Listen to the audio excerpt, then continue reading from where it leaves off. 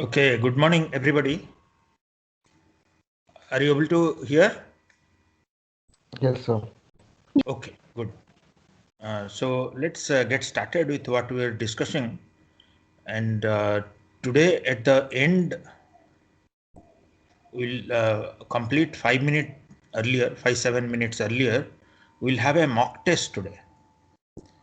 The mock test, as the name says, the marks will not be considered. The purpose of the test is to check whether the test is on the team is working well and to familiarize yourself with the test and the teams, the quiz basically, and see if there are any glitches so that we'll take corrective action.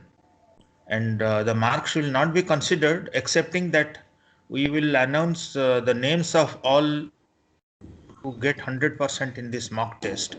Basically, the test is based on what you already know, not specifically on what you have learned on this course. And maybe those who get 100%, maybe we'll just consider them for the teacher's mark, but not for the actual mark. Okay, I didn't disable movement, so somebody is moving the slides.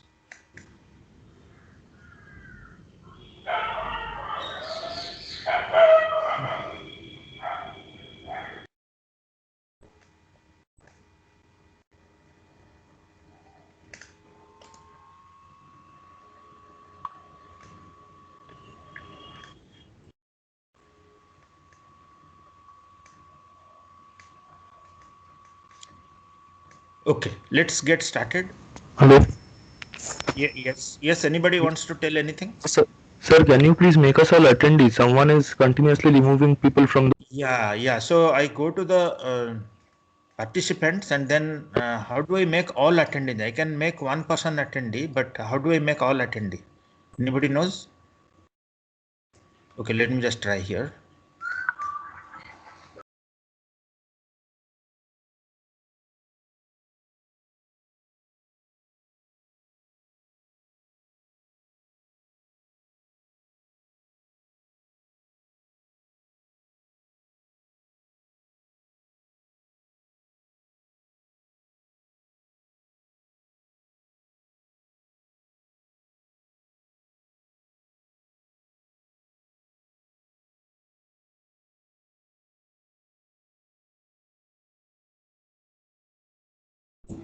So you're muted.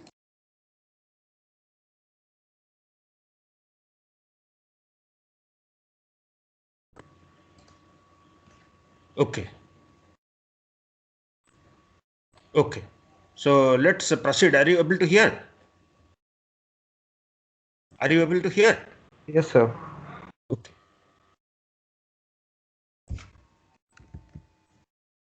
Sir, people are being removed from the call. Oh, why is it happening like this?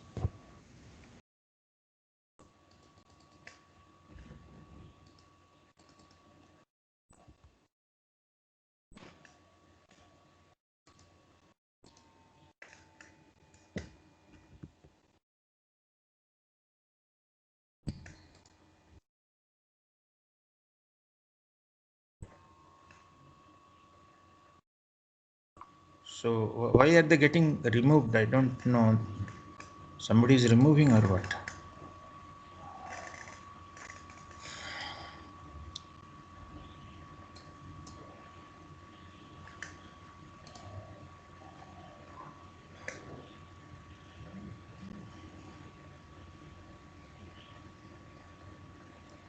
Okay. So let's proceed in the meanwhile.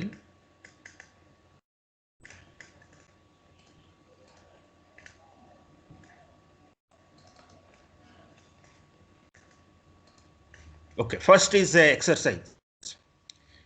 Based on what we have done in the last class, please try this exercise. A CPU is redesigned, and the objective of this redesign is to reduce power consumption. And what we did was we reduced the capacity load by 15%. We reduce the voltage by 15%. 20%. So by how much will the power consumption reduce? The same CPU, we just did 3 alterations. आज मेरे को cues लेना है इन बच्चों का main content ही मेरा है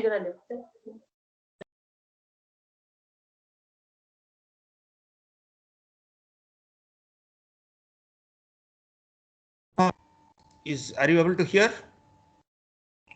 Yeah, somehow we reduced the capacitive load by 15%. This is the parasitic capacitance. And we reduced 15% voltage and 15% frequency. By how much will power consumption reduce for this processor? We had looked at power consumption model last class. So based on this, can somebody do this? I mean, request all of you to do this, but can somebody give the answer?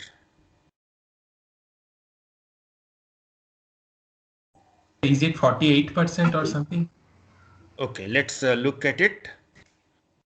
This is the one that we had discussed last time, that the power consumption is proportional to the parasitic capacitance and square of the voltage and the frequency of operation.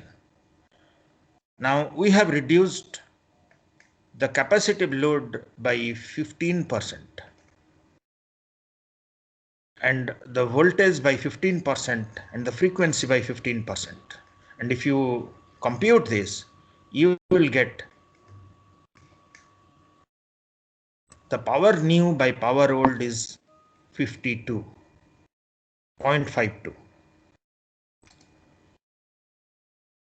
But then it is hard to reduce the voltage, and it's difficult to reduce the power, remove the power that is getting produced. I've tried everything, heat sink, fan, and so on, coolant, liquid.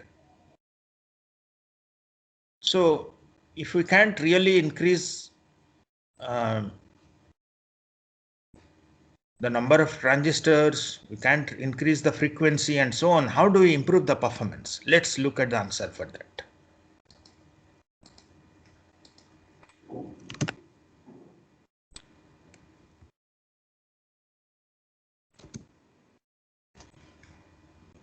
If we recapture the chip manufacturing process, in the year 2000, we used a 65 nanometer process. So the feature size was 65 nanometer.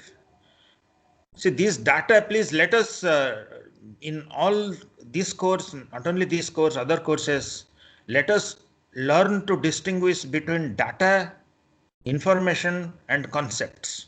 The data like 65 nanometer, etc., don't require you to remember. If you remember, you are burdening your memory, the actual concept you will not be able to understand. So this is just for illustration or information for your knowledge. Don't have to remember. Just to understand the higher level information content in what we are giving, that it is reducing year after year and so on.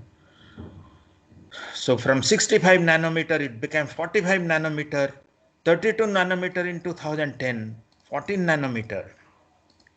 And it has become comparable to the diameter of an atom, which is of 0.1 nanometer. So the feature size about 100 atom thick. And we had discussed about the problems that this causes when we narrow it down to such a small extent. And decade back, it was 500 nanometer. In 1971, it was 10 micron or 10,000 nanometer. Initially, see here, the reduction of the feature size was year after year, it substantially dropped. If we see the reduction of feature size year after year, the drop has almost saturated. We can't reduce the feature size further. It's creating a lot of difficulty. So getting speed or performance by reducing the feature size appears very restricted. Can do that in the years to come. Manufacturing process, we had seen about the dies, the wafer, and how these are aged. Some basic knowledge, we did not really. This is discussed in a VLSI design course, VLSI course. Here we just need to have an overall idea of what goes in to manufacture the dies. Now, if we can't really increase the performance by having more transistors, how do we improve the performance? The performance improvements in 1980s have come from architectural and organizational innovations. One important landmark event we had marked was the RISC architecture, 1984. And we'll see that how these architectural and organizational innovations have really made the computer what it is. And that's the focus of this course. But before we get started with all these architectural and organizational issues, just asking this question, that what is the difference between computer architecture and computer organization? Are these the same terms, or is there any difference between them? Traditionally, architecture means the instruction set architecture. This is the programmer visible part of the processor. The programmer needs to know what are the instructions that are supported by the processor. What are the registers? Especially the assembly level programmers need to know the registers. We will write small assembly programs as part of this course. And you will see that these are the things that you need to know. Instruction set, the registers, the addressing modes, the subroutine calls, etc. On the other hand, organization is the high level design. That is, how many caches are there? Is it 3 level L1, L2, L3? How many L1 caches? How many arithmetic and logic units? What type of pipelining, control design? So these are the internals of the hardware. This is the high level design. And if we look at the detailed design, that will be at the logic gate level. The high level design is also known as the microarchitecture of the processor.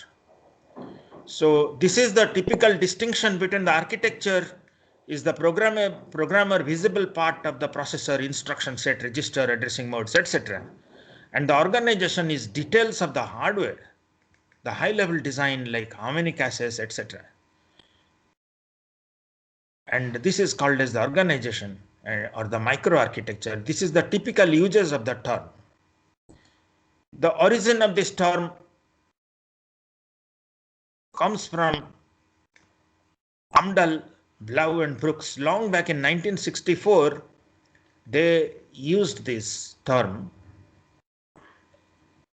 He had written the attributes of a processor as seen by the programmer, the conceptual structure and functional behavior as distinct from the organization of the data flows and controls, the logic design and the physical implementation. So see here, the processor as seen by the programmer. So that's from there the uses of architecture has come. But we'll see that over the years, the uses has diluted. It means more. We'll just see that. Now let's look at the instruction set architecture. This is the aspects of the processor that the assembly language programmer must know. At the end of this course, you will all be able to write assembly language code. That is one of the small objectives of this course. Other than knowing the architecture and organization, we will be able to write small assembly programs. The architecture of the family of computers, like Intel is bringing out processor after processor every year. So they are the processors of the same family and they have the same architecture or the instruction set architecture. They run the same assembly language program. the Intel was in a very difficult place actually, because they had a bad instruction set architecture called as the CISC. They wanted to change it, but this principle that the family of computers should have the same architecture prevented them from changing it. Can anybody tell that what will be the problem if the instruction set architecture for Intel is changed? I mean, they wanted to change it, but they could not. Memory decoding format would also have to be changed. Okay, but I mean, what will be the problem? I mean, if that needs to be changed, they will change it. Portability of the programs are in assembly language, so the compiled programs couldn't work between different please tell your name. architectures. Archit, is it? Archit? Yes, sir. What's your answer? So the compiled programs are in assembly language, so they wouldn't work between different architectures. Okay, see, the compiled programs are in machine language. Okay. Yeah. That is one correction. But the problem that they face is that the old programs, see, there are several programs called as legacy over last decades have been developed. And if you bring out a new processor, all those will stop working. Sir, compatibility issue would be there. Yeah. So compatibility. If your program that was working, now you say that it will not work, people will get angry. They will not buy that. So that's the reason that forced, and we'll see that they had to do some internal changes. They made externally CISC, internally RISC. That we'll see as we proceed. But they could not change the instruction set architecture. And architecture leads to the notion of binary compatibility. So that means that a program, executable program that is working, see, when you buy many of the software you buy as executable code, they don't give you source code and ask you to compile. Rarely. They will give you executable code. Now that executable code, if it is working on one processor and also working on another processor, then they are binary compatible. The processors belonging to the same family of computers are compatible, binary compatible. And just to digress a little bit, Intel originally had a competitor, Motorola. Both of them had almost dominated the processor market. And sometime Motorola 68,000 processor was so popular that Intel was getting pushed. But when the innovations were taking place, pipelining and so on, somehow Motorola did not do it. It just continued with the same architecture, 68,000. But we'll see as part of this course that Intel, they tried to assimilate or use this pipelining in their processor. Initially, they came up with a very ugly pipeline actually, but still they used it and slowly they started to develop. And you know what happened? In a couple of years, Microsoft semiconductor division was bankrupt. Nobody purchased. So the Motorola closed the semiconductor division, and Intel was almost like de facto manufacturer. But then a new competitor appeared. Anybody knows the name of the new competitor? AMD, Advanced Micronic Devices or something, but they changed their name to AMD. And they brought out processor which has the same instruction set architecture as the Intel. The instruction set architecture is not copyrighted. Somebody can produce a processor with exactly same instruction set architecture. And they did exactly that. AMD produced processors which are binary compatible with Intel. You can just take out the Intel processor on your motherboard and fix the AMD processor. Almost that simple, it will work. And AMD had the advantage because they didn't have this legacy CISC to RISC and all that. We'll discuss all that story later. But then now the main competition is between AMD and Intel, and also the ARM that we'll see as we proceed in this course. Now the instruction set architecture,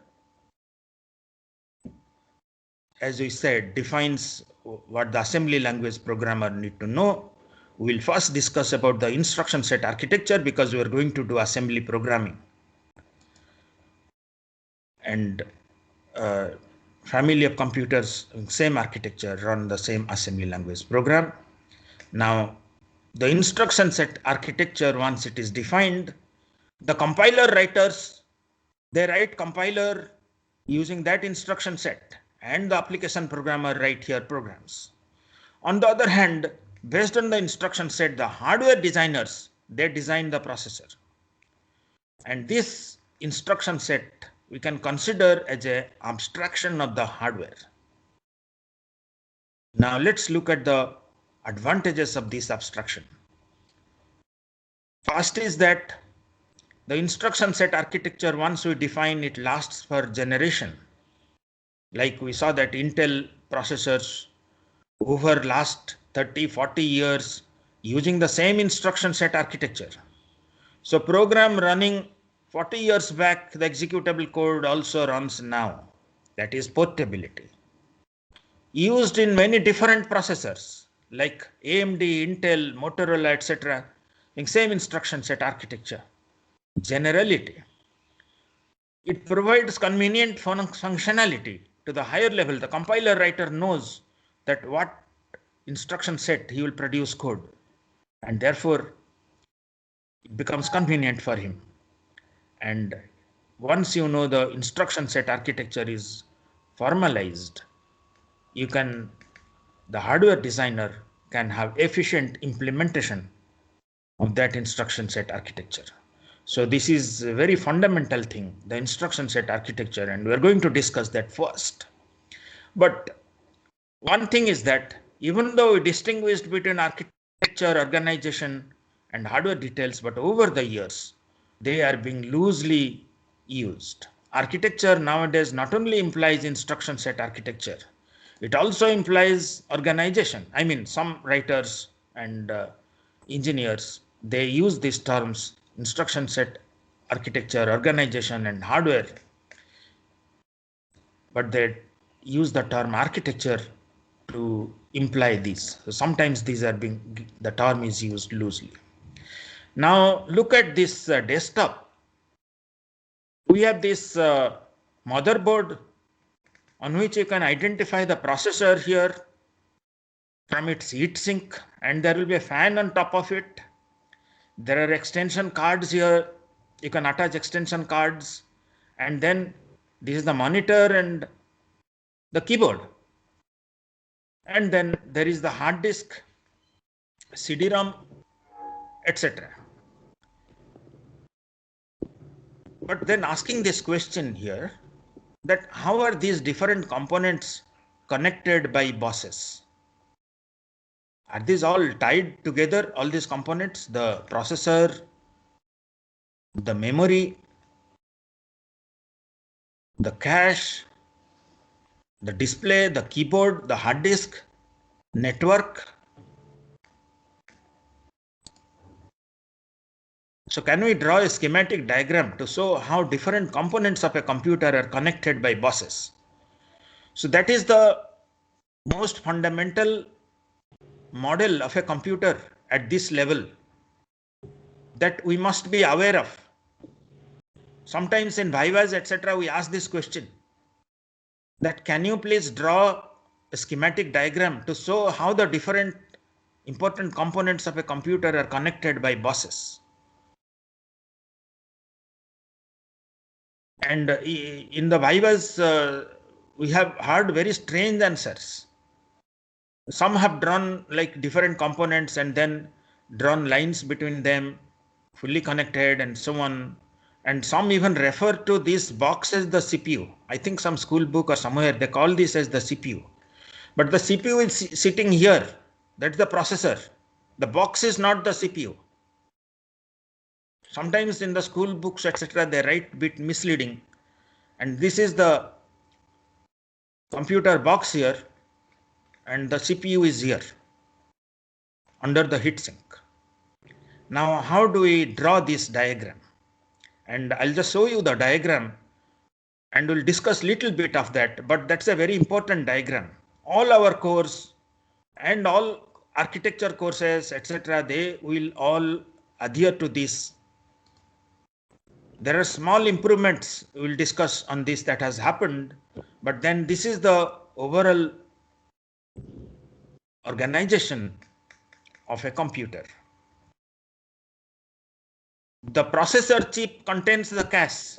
Cache is not anywhere outside. In the present day, the cache is inside the processor, and that's the CPU. And the main memory is here, and there is a processor memory bus using which the RAM or the main memory is connected to the CPU. And there are these IO devices, displays, keyboard, etc. They are connected by a controller. And even the network card is connected by a controller to something called as a peripheral bus. And there is an adapter between these two. So asking this question is that what is the role of this adapter? What is the role of the controller? What is the difference between a processor memory bus and a peripheral bus? Can't we have just one bus? So 3 questions I asked. Let me repeat the questions. What is the role of the controller? What is the role of the adapter? What is the difference between processor memory bus and peripheral bus? Can't we just have a single bus? So can anybody answer any of these questions? Hello. Yes, Abhijay, please tell your answer. So the controller is something that basically manages the flow of data between like 2 devices inside the computer. I mean, what do you mean by manages? So like it will direct the flow like from which should be like the input and from to where like the data would be transferred. So that is managed by the controller. Like the input device will provide the input and that is sent to the peripheral bus, and from there it will be further sent to the processor end. And what about the adapter? So the adapter, I am not very sure. Okay, so let me, anybody wants to give answer? Hello, sir. Multiple buses Sohini, can actually help yes, in please, your answer. Yes, sir. Sir, we have got 2 sets of buses. Yes. So someone is muting me whenever I'm Oh. going to speak. See, this is a problem in this online. I don't know how to control it. So anyway, let's proceed. Sir, So- we have Sir, does the controller store value taken by the input for a momentarily such that when CPU is free, controller can send the data to CPU? So it stores the value for not really. See, let me just tell about this. The questions that I asked, let me try to answer. See, the first thing is that the processor memory bus is a very high speed bus. Because between the memory and the processor, data gets transferred at a very high speed. And you can transfer data at a very high speed by something called as a synchronous bus. A synchronous bus is driven by clock. So there is a high frequency clock. See, these memory modules, RAM chips, etc., they have their clock rating. So the data gets transferred exactly at that clock rating. And if your processor memory bus has some rating, you have to use the memory of the same rating. Now, this is a synchronous bus. But look at here, the display, keyboard, IO devices, printers, etc. The hard disk, they all transfer data at various rates, and these are often very slow devices. So sometimes they will send, then there will be a lot of time they will not send, and again they will send, and that is very slow. So that is handled by something called as a asynchronous bus. This processor memory is a synchronous bus, clock driven. The peripheral bus is asynchronous. Here, only when some request comes, it handles, there is no clock. Whenever request comes, it gets transmitted. The controller has buffers because see, it not only has to issue some commands to the different devices of different commands that start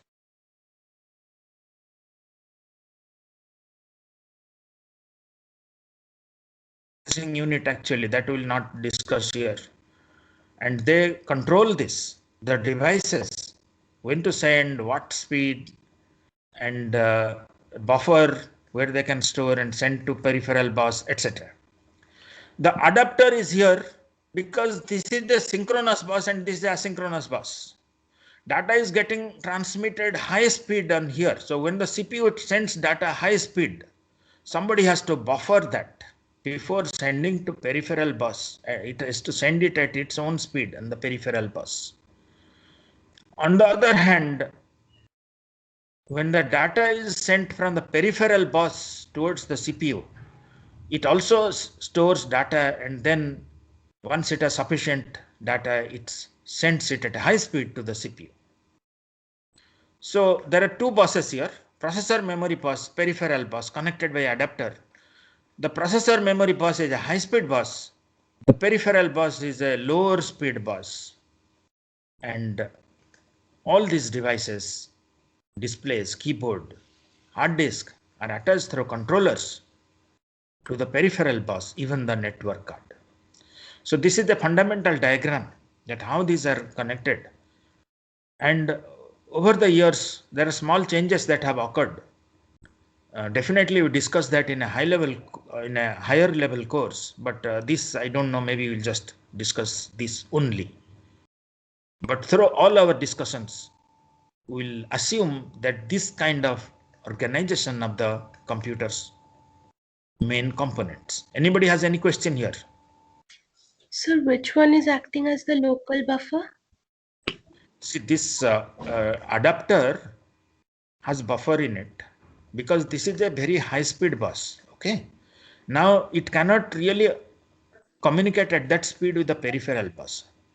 As it sends lot of data, adapter stores them in its local buffer and sends it a lower speed on the peripheral bus. Similarly, on the transfer from peripheral bus to the memory bus side, because this is a high speed bus, it can transfer very quickly. So it accumulates some data here and then only transfers here. Similarly, the controller has also some buffer because it is dealing with devices, and then it which may be working at a very slow rate or maybe fast rate. So it does some buffering before sending it on the peripheral bus. So the buffers are there on the adapter and also on the controller. Any other questions? So could you please once again explain why are controllers and the network card shown separately? Like for network components? See the net. Okay, why there are two different controllers? Is it? No. Why the controller and the network card are shown separately in that one? See, network card is not the controller. See, network card is only manages the protocol issue. Once the data comes here, the network card converts it to the appropriate protocol like Ethernet or wireless or whatever. In your laptop, you will find that there are different network cards like wireless, Ethernet, and so on. So the controller only sends data here, requesting it to send or it requests to receive, and the network card takes care of the protocol aspects, converts to Ethernet or wireless, etc., So that lower level aspects called as the level 0, even the higher level up to I think third level, it takes care. Okay. Okay, thank you, sir. Level 1, level 2 of the ISO protocol is inbuilt into the network card. So as we proceed, it will become clear, but this is the important diagram. Now, let's do a quiz, small quiz. That program, see, this quiz is not based on what we discussed, but this is on general knowledge. Consider a program in which the memory access, so that means that you are accessing memory. As when you execute, you have to get data, write data into the memory. The processor gets data from the memory and writes data, and that constitutes 40% of the execution time. And that data is obtained from the RAM actually. So this execution time, 40% of the execution time is determined by the RAM. And we decided to replace the RAM with a faster one, and now memory access is 10 times faster. So how much speed up? 56%. How fast will the program execute? 56%. 56%. 56? Percent. So if 56%. Mohsin, right? Who is answering? Mohsin, right? so it was Ambuj. Sorry, somebody is, I see this is the online, there's a problem that somebody is muting. So actually, a lot of people are answering, but there's a delay. so it was Vipul. Okay, Vipul, yes, Vipul, you are saying 56%, is it? Okay, let's see the answer. The execution time 40% is enhanced. So 0.4 is enhanced, and it is enhanced by 10 times. So 0.4 what it was taking will now take 0.04. Okay, so 56%. That's the correct answer. I hope everybody is okay with this. The speed up is defined as if 1 was the original time that it used to take. Now 60% there is no change. This is represented by this factor 1 minus 0.4. 60% execution time, there is no change. And the other 40% is speeded up by 10, factor 10. So it is now taking 0.04. So what originally used to take 1 will take 0.64. And therefore, the speed up is defined as the old execution time divided by the new execution time. Old execution time is 1, now it is taking 0.64. So 56% is the speed up. But then how did we work this out? We considered that how much time, how much fraction is speeded up and so on, and that is expressed by something called as the Amdahl's law. Those who are appearing AGRE, these, that, etc., other exams or higher level courses, and even as part of this course, this we will refer again and again, the Amdahl's law. Simple concept. Most of you could work it out without knowing the law, very intuitive law, which says quantify the overall performance gain due to an improvement to some part of a computation. The speed up achieved from using some faster mode of execution is limited by the amount of time that enhancement is actually used. So the time for which the enhancement is not used, that remains the same, 60% remained the same, and 40% became 0.04. And this, the speed up is defined as execution time without enhancement by execution time with enhancement. Very intuitive. Most of you could work out without knowing this.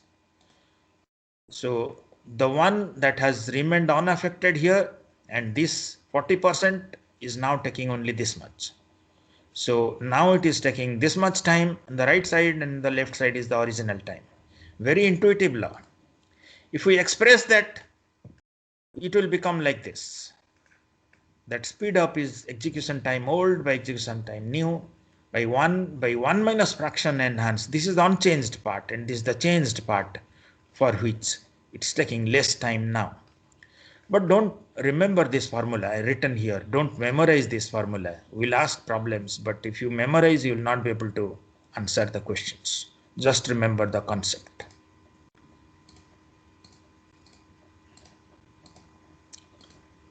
First exercise, we were using a floating point unit, and now the floating point unit is used only 10% of the execution time, and we have somehow made it 2 times faster. So what is the speed up? What is the, if we know the execution time new, we'll be able to compute the overall speed up. So anybody has any quick answers? Sir, 5.3%. Sir, 5.3%. So 5.3%. Okay, can hear a lot of answers. 5.3%. So 5.3%. 5.3. Okay, good, very good. Some of you are really fast, very impressed. Those did not do, don't get disheartened. Just look at here. Very simple thing. 0.9 is unchanged, and 0.1 is reduced by 2. So 0.95 and 1 by 0.95 is 5.3%.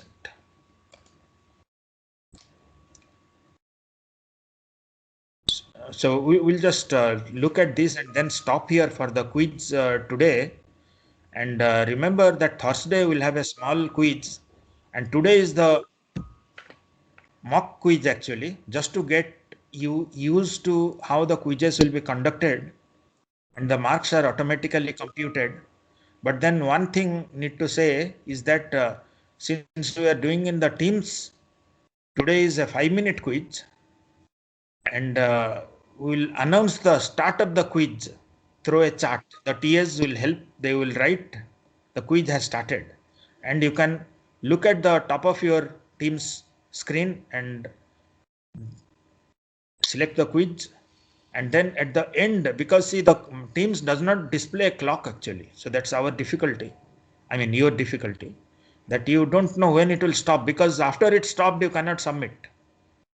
So we'll also send before half a minute or a minute, half a minute, we'll send a chat. The TS will send you a prompt saying that it is going to end, please submit, please end. So that please look out for the chat, and we'll just take this up, and Thursday we'll have a 10-minute quiz, and we'll stop here. Please attend to the quiz, and Taisi, Jyoti, Taisi, are we ready for the quiz? Yes, sir, we are ready. Yes, sir. Good. So we stop here, and please take the quiz. And this quiz, as I said, those who get 100% of this quiz will announce their names, and also in the teacher's evaluation part we'll consider those names. Otherwise the mark will not be considered. Okay, best of luck. Sir? Yeah. Sir, there are 2 quizzes. One is called quiz 1 and one is called mock test. Sir, which one to win?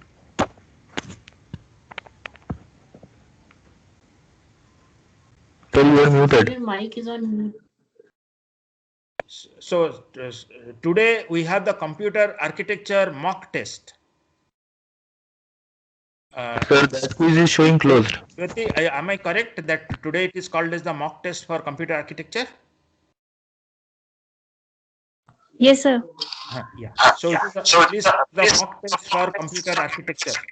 And tomorrow we'll have, on Thursday we'll have the quiz 1 for the computer architecture.